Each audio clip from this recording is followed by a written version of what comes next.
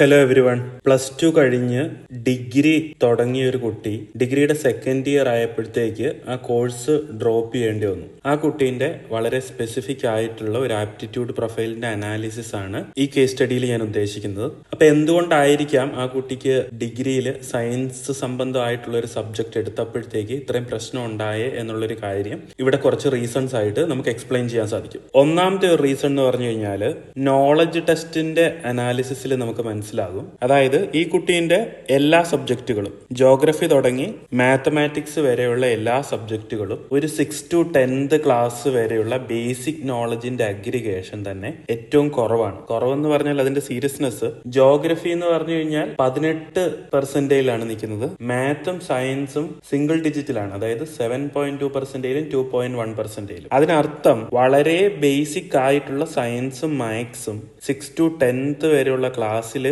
Knowledge aggregate ചെയ്യാൻ പറ്റാത്ത ഒരു കുട്ടിക്ക് അതിന്റെ തന്നെ ഹയർ സ്റ്റഡീസ് എക്സ്ട്രീംലി ടഫ് ആയിരിക്കും എന്നുള്ളതിന്റെ ആദ്യത്തെ പ്രൂഫാണ് ഇവിടെ കാണുന്നത്. രണ്ടാമത്തെ ഒരു റീസൺ എന്ന് പറഞ്ഞു കഴിഞ്ഞാൽ ജനറൽ ആപ്റ്റിറ്റ്യൂഡ് എപ്പോഴും ഇൻഹറന്റ് ആയിട്ടുള്ള നാച്ചുറൽ ടാലന്റിനെ കാണിക്കുമ്പോൾ നോളജ് ടെസ്റ്റ് എപ്പോഴും നമ്മുടെ ഒരു ഹാർഡ് വർക്കിന്റെ ഡിനോഷനാണ്. അതായത് ഹാർഡ് വർക്കും എഫേർട്ടും കമ്പൈൻഡ് ആയിട്ട് നോളജ് ടെസ്റ്റിൽ ഇത്രയും നെഗറ്റീവിലേക്ക് എത്തുന്നതിന്റെ അർത്ഥം എഫേർട്ട് ഭയങ്കര കുറവാണ് എന്നുള്ളൊരു കാര്യമാണ്. അപ്പം ചെറിയ ക്ലാസ്സിൽ എഫേർട്ട് കുറവാണെങ്കിൽ ആ പാറ്റേൺ തന്നെ വീണ്ടും റിപ്പീറ്റ് ചെയ്തു. ഡിഗ്രി പോലെയുള്ള ഒരു കാര്യങ്ങൾ വന്നപ്പോഴത്തേക്ക് അത് എക്സ്ട്രീംലി ടഫായി എന്നുള്ളൊരു കാര്യമുണ്ട്. ഇനി മൂന്നാമത്തെ ഒരു റീസൺ എന്ന് പറഞ്ഞാൽ ഈ കുട്ടീന്റെ ലാംഗ്വേജ് ആപ്റ്റിറ്റ്യൂഡ് വെറും 3.9% അതിന്റെ ഒരു സീരിയസ്നെസ് മനസ്സിലാകണമെങ്കിൽ ലാംഗ്വേജ് ആപ്റ്റിറ്റ്യൂഡിന്റെ സബ് ഡിവിഷനിൽ പോയാൽ മതി. അതായത് ലാംഗ്വേജ് ആപ്റ്റിറ്റ്യൂഡിന്റെ 7 സബ് ഡിവിഷനും വളരെ ബിലോ ആവറേജിലാണ് കിടക്കുന്നത്. അതിൽ ഒത്തിരി കാര്യങ്ങൾ സിംഗിൾ ഡിജിറ്റിലാണ്. അപ്പൊ നമുക്ക് ലാർജർ ഡാറ്റാബേസിൽ നിന്ന് SAATന്റെ ഒരു കാര്യം വളരെ കൃത്യമായിട്ട് മനസ്സിലാകും. ഇപ്പൊ അക്കാദമിക് അച്ചീവ്മെന്റ് എന്നുള്ളൊരു കാര്യത്തിനെ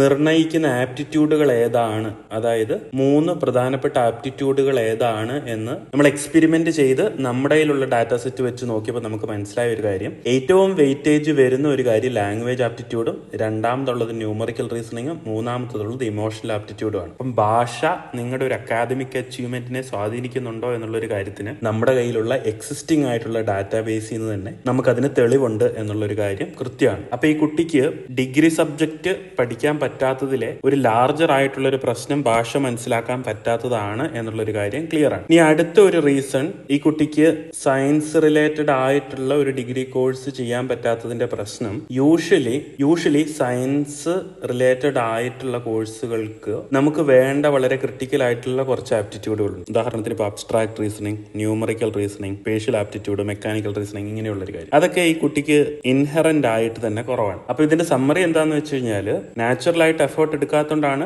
നോളജിൽ ഇത്രയും കുറവ് വന്നത്. അതിനെ കോംപ്ലിക്കേറ്റ് ചെയ്തിട്ടാണ് ലാംഗ്വേജ് ആപ്റ്റിറ്റ്യൂഡ് വളരെ കുറവായതുകൊണ്ട് ആ പ്രശ്നവും ഓവർ ടൈമിൽ കോമ്പൗണ്ടഡ് ആയി. അതിന്റെ ഒപ്പം തന്നെ സ്പെസിഫിക് ആയിട്ട് സയൻസ് പോലുള്ള ഒരു കാര്യം പഠിക്കാനുള്ള ഇൻഹറന്റ് ആപ്റ്റിറ്റ്യൂഡും ഈ കുട്ടിക്ക് ഫണ്ടമെന്റലി കുറവായിരുന്നു എന്നുള്ളൊരു കാര്യം. Thank you so much.